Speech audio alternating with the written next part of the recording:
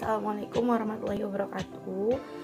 Kami dari kelompok 5 ingin melakukan praktikum IPA di SD modul 2 dengan judul makanan. Kegiatan praktikum 1 yaitu jenis zat dalam makanan.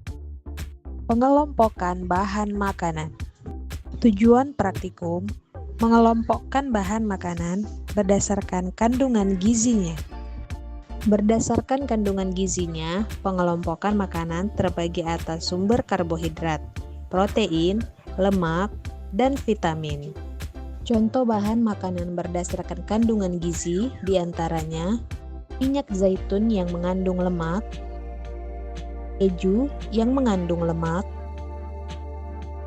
telur yang mengandung protein, tahu yang mengandung protein, dan tempe yang mengandung protein. Bahan makanan yang mengandung karbohidrat yaitu ubi dan nasi. Dan yang mengandung vitamin yaitu buah belimbing, timun, alpukat, dan wortel. Karbohidrat, protein, lemak, dan vitamin adalah zat gizi penting yang dibutuhkan tubuh untuk energi, pertumbuhan, dan menjaga fungsi tubuh. Masing-masing memiliki peran dan sumber yang berbeda. Karbohidrat merupakan sumber energi utama bagi tubuh. Zat ini terdiri dari gula, pati, dan serat yang berasal dari tumbuhan. Protein merupakan zat pembangun yang terdiri dari asam amino, penting untuk pertumbuhan dan perbaikan jaringan tubuh.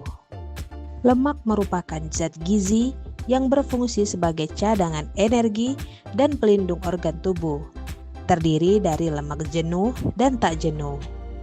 Sedangkan vitamin adalah zat organik yang dibutuhkan tubuh dalam jumlah kecil untuk mengatur berbagai proses metabolisme.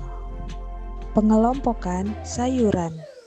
Tujuan praktikum ini yaitu mengelompokkan sayuran berdasarkan macamnya. Pengelompokan sayuran berdasarkan macamnya terbagi menjadi kelompok sayuran daun, sayuran buah, sayuran akar atau umbi, sayuran kacang-kacangan, dan sayuran tunas. Di sini ada beberapa jenis sayuran. Pertama ada kol. Jenis sayuran yang berasal dari daun dan termasuk ke dalam vitamin. Kedua ada terong, jenis sayur yang termasuk ke dalam buah dan termasuk vitamin. Tomat, jenis sayur yang berasal dari buah dan termasuk ke dalam vitamin.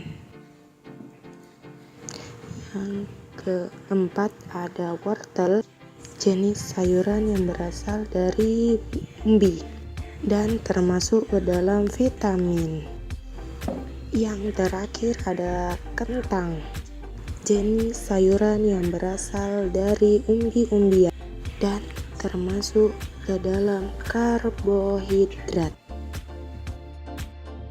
Contoh selanjutnya ada tauge yang termasuk dalam kelompok sayuran tunas, buncis yang termasuk kelompok sayuran kacang-kacangan, kacang panjang termasuk kelompok sayuran kacang-kacangan, kemudian kangkung yang termasuk kelompok sayuran daun, serta bayam yang juga termasuk kelompok sayuran daun.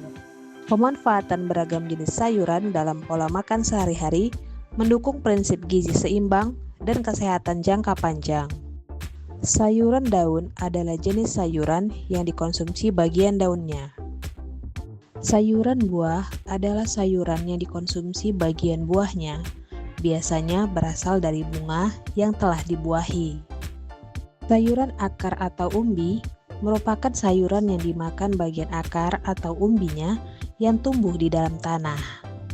Sayuran kacang-kacangan merupakan sayuran yang berasal dari famili Leguminosae, dimanfaatkan biji atau polongnya.